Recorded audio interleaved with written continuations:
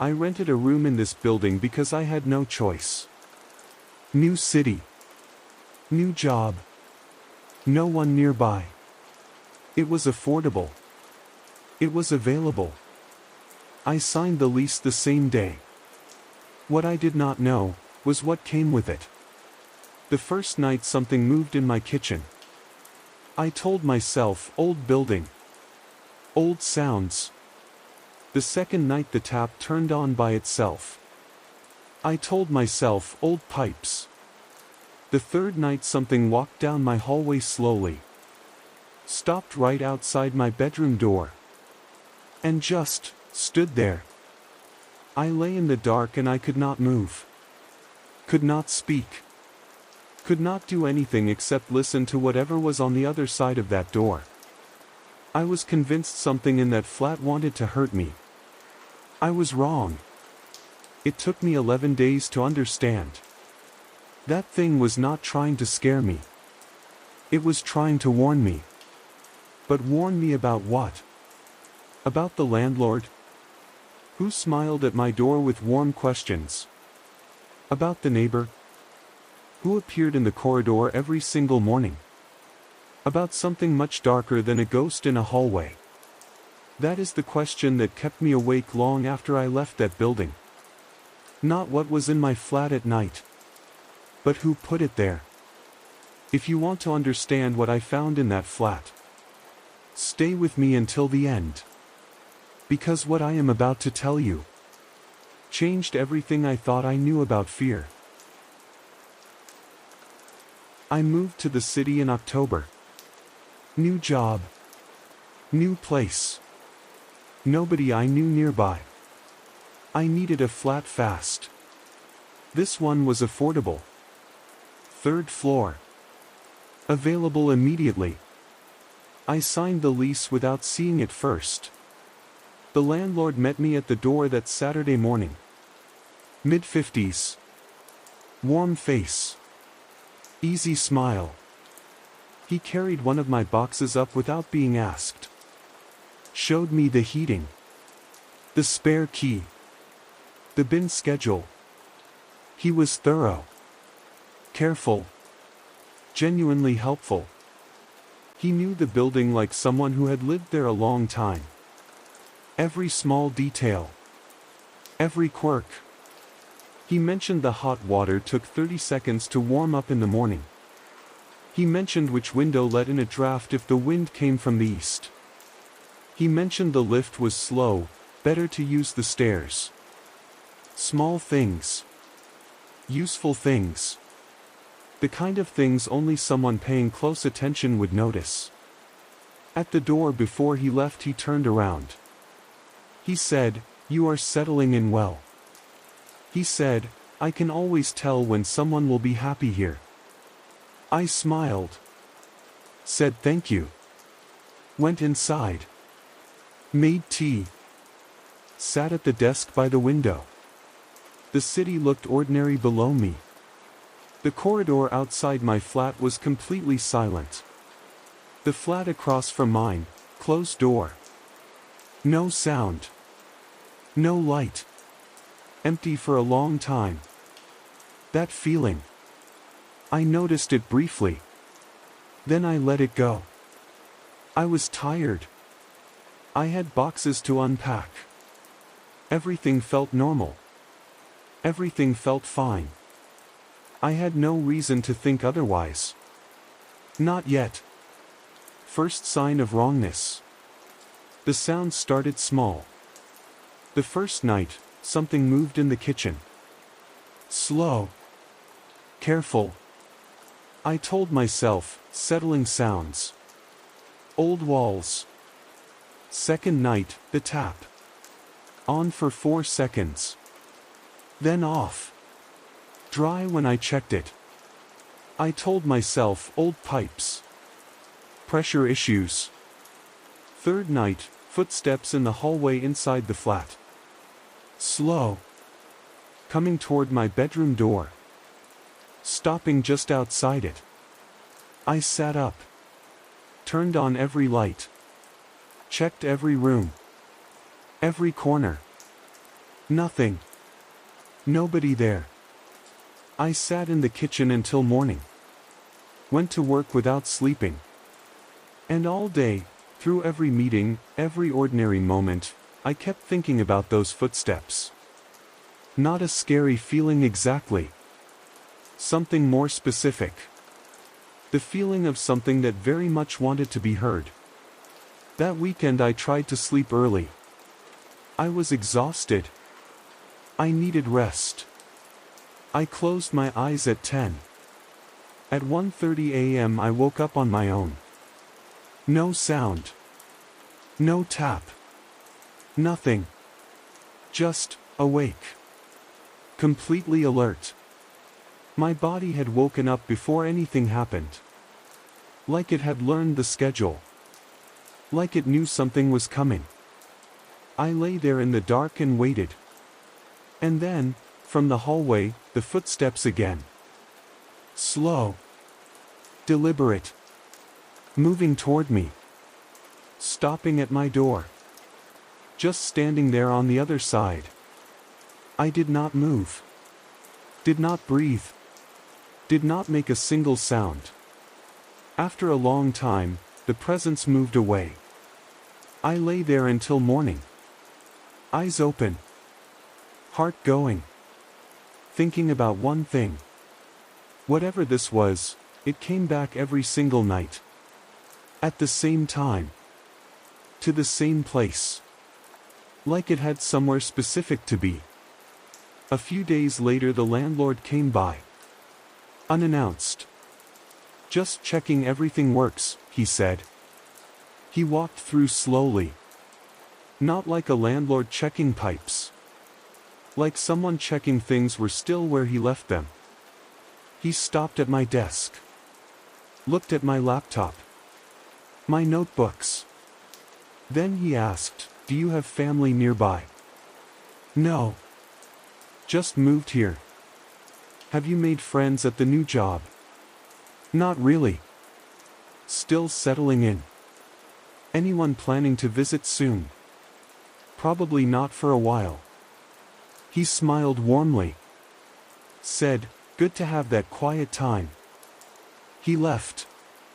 I stood in the hallway after the door closed. 3 questions. All warm. All smiling. But the shape of them together. Who knows you are here? Who would notice if something changed? Who would come looking? I told myself I was reading too much into it. I went back to my desk. That night the footsteps came back.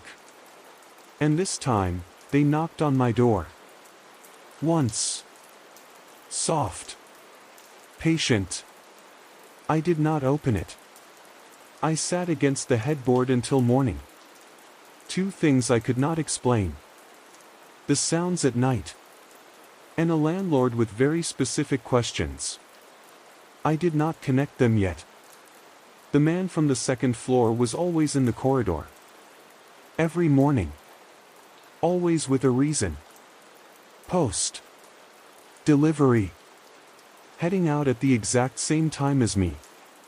Always watching until I reached the stairs.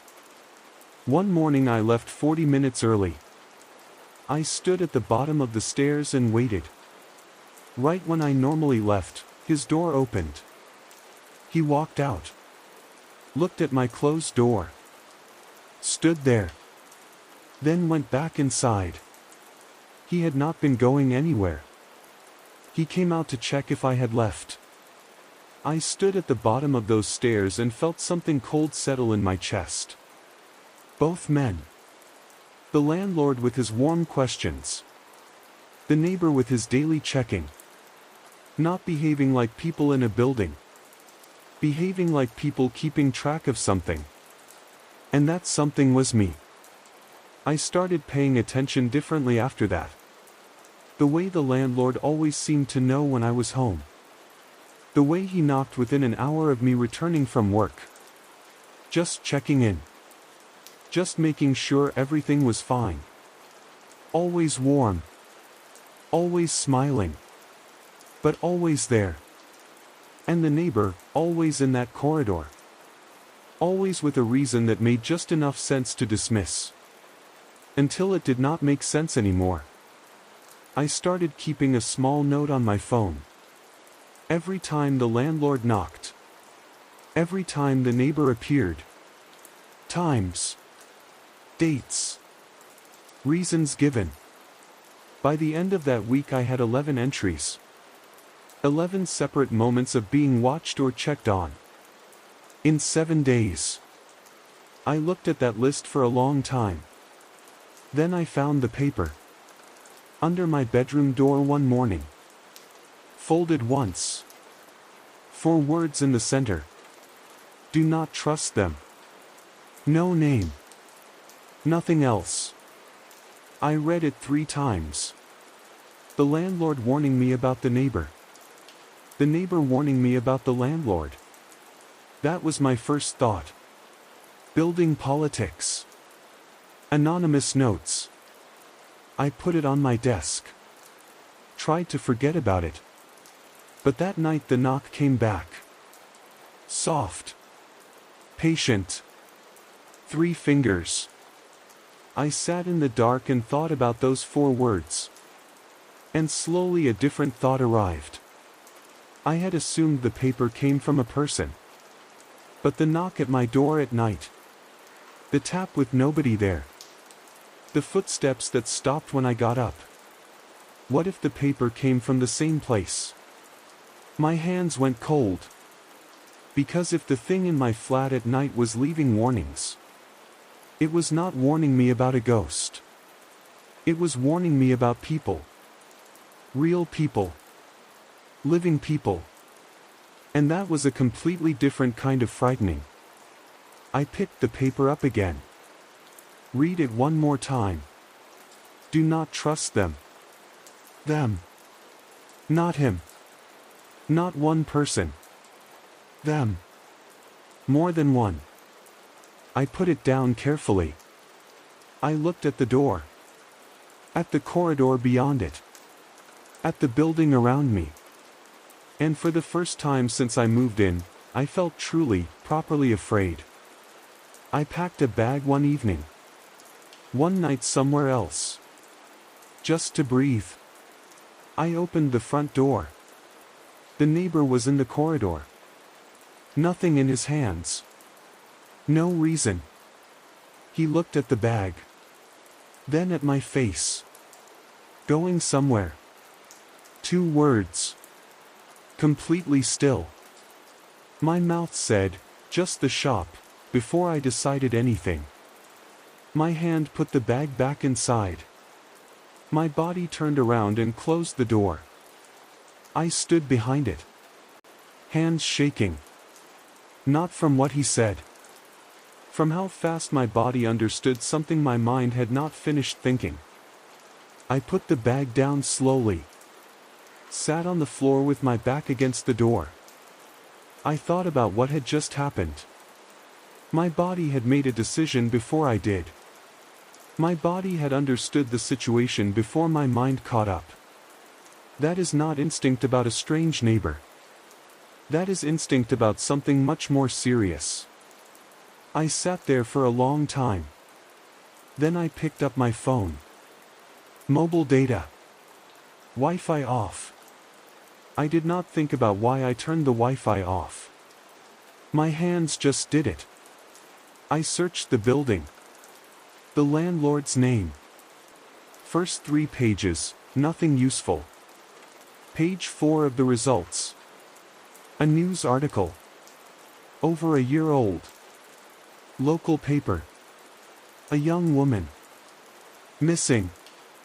Last known address, this flat. This floor. This exact flat. She had come here alone. New job. No family nearby. She had filed a police complaint before she disappeared. Reported the landlord entering without notice. Reported the neighbor watching her. Said she felt unsafe. Said something was wrong. Police investigated. Spoke to both men. Found nothing concerning. Closed the case. 6 weeks later, she was gone. The landlord told them she left voluntarily. No forwarding address. He said it the way people say things they have said many times before. I read the article twice. Then I sat with it. She had done everything right. She had noticed. She had reported it. She had put her name on a police complaint and trusted the system to take it seriously. And the system looked at a landlord with clean paperwork and good answers and decided everything was fine. 6 weeks later she was gone. I searched her name separately. One result. A forum post. Someone asking if anyone had seen her. One reply. A single account. Created that day. Never used again. 4 words. She did not leave. One more line below. Do not rent that flat. The account never posted again. I put my phone down. I looked at the bedroom door. She did not leave. She was still there. Every sound in the kitchen. Every knock. Every folded paper. That was her. She had been trying to warn me since the night I moved in. I got up slowly. Went to the bedroom. 2 areas pressed into the mattress. Mine. And one other. On the edge. Like someone had been sitting there every night. Not moving. Just close. I stood there and looked at that pressed edge for a long time. She had come here alone. Just like me. No family nearby. Just like me. She had tried to report it. Told the truth. Nobody believed her. One night she was gone. And she had been sitting on the edge of my bed ever since. So as not to be completely alone. Something shifted in my chest in that moment. The fear did not leave. But underneath it, something else. Grief. Recognition. Something without a clean name. I sat on the floor next to the bed. I said quietly, to the room, to her. I found the article. I know what happened. I am listening now. The air went completely still. But it was close. Right beside me. Like someone sitting carefully next to you in the dark. Like someone who had been waiting a very long time for those exact words. I stayed on that floor for a while. Not moving. Not speaking. Just letting her know that someone finally understood. That she was not alone in that flat anymore. That I had heard her. Every knocked door. Every turned tap. Every carefully folded paper. I had heard all of it. And I was not leaving without understanding why. It was the steam that showed me. Long shower. Bathroom full of steam. I stepped out and the light caught the wall differently. I stepped closer. My name. Carved into the plaster. Full name. Neat and careful. I touched it with one finger. The plaster around it already settled. Already old. This had been here weeks before I arrived. Before I came to this city. I looked lower. A second name. Older. Plaster much deeper. I searched the second name. Missing persons report. 2 years old. Never resolved. Last address, this flat. 2 names. 2 women. Both came here alone. Both gone. Both described as leaving voluntarily by the same man. And my name was already on this wall before I arrived. The landlord knew my full name before I moved in. But the handwriting around my name, I looked carefully, did not match the second name. Different hand entirely. Not the landlord. Not her. A third hand. Someone else had carved my name into this wall. Someone who knew I was coming. I sat on the bathroom floor. I thought about the warm questions on day 4. The neighbor in the corridor. The note in my phone with 11 entries in 7 days. 2 missing women. 3 names on a wall.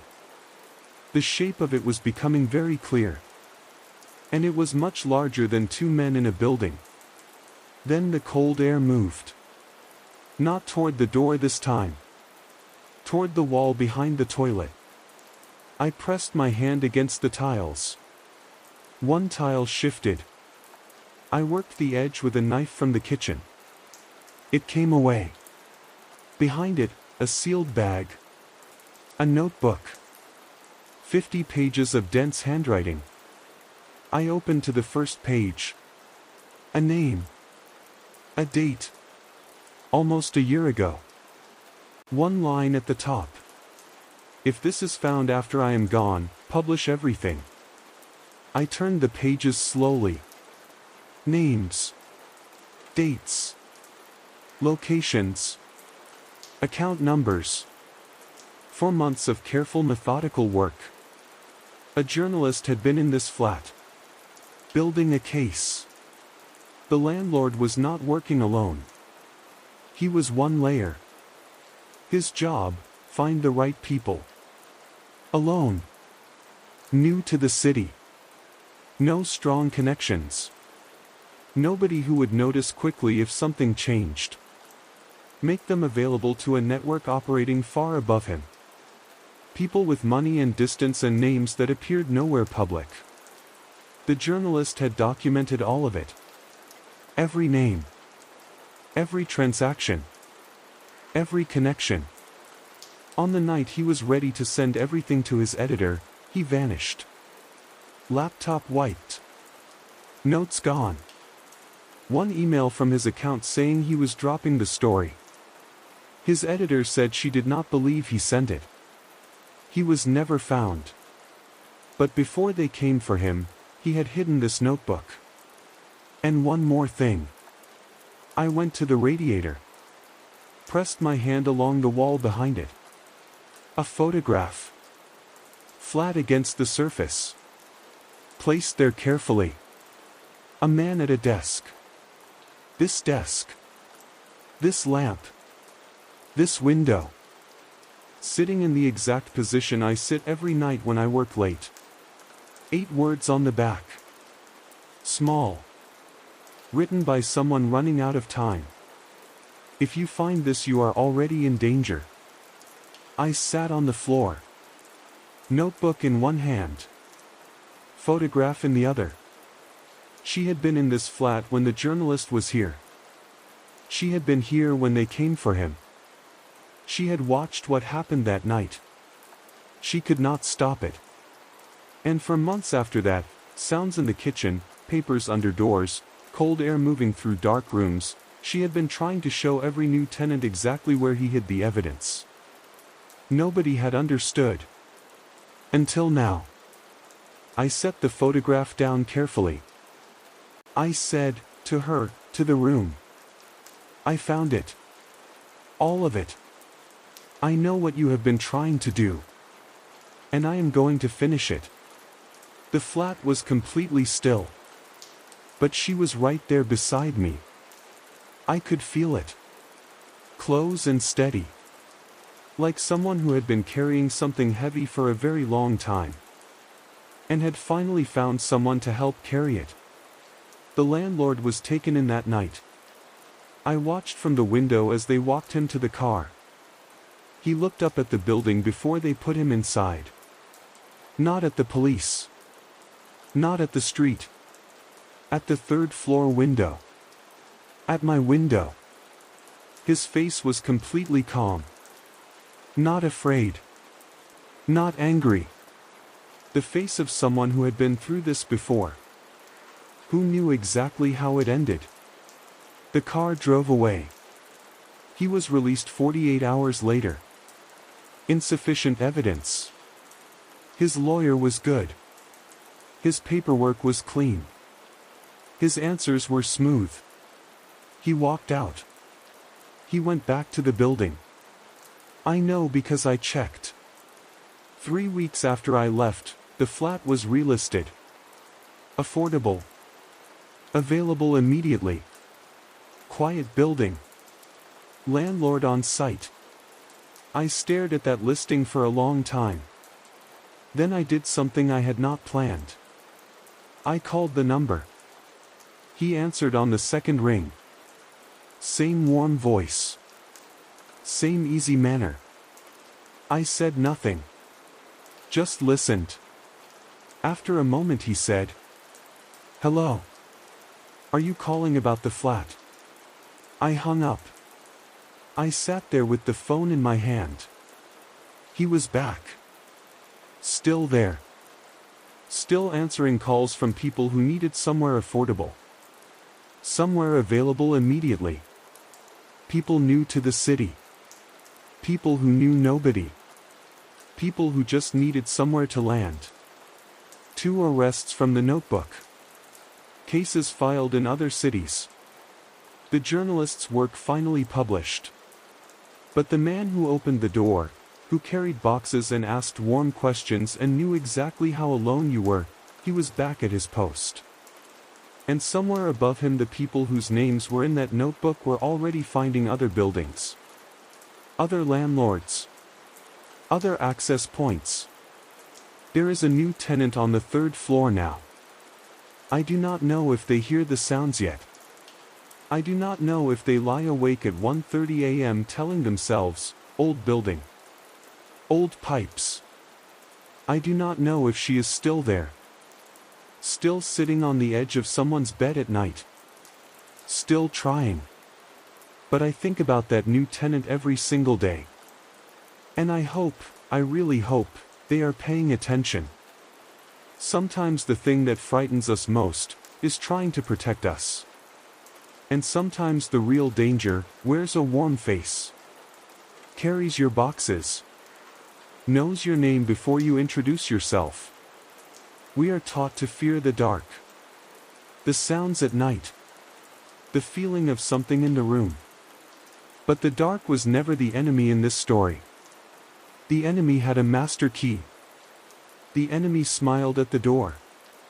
The enemy asked 3 warm questions and took careful note of every answer. She knew that. She tried to tell someone. The system heard her and found nothing and closed the file. One night she was gone. But she did not stop. She stayed in that dark flat with no voice and no body and nothing left except the particular sound she could make at a certain hour. Trying. Every single night. For months. To finish something.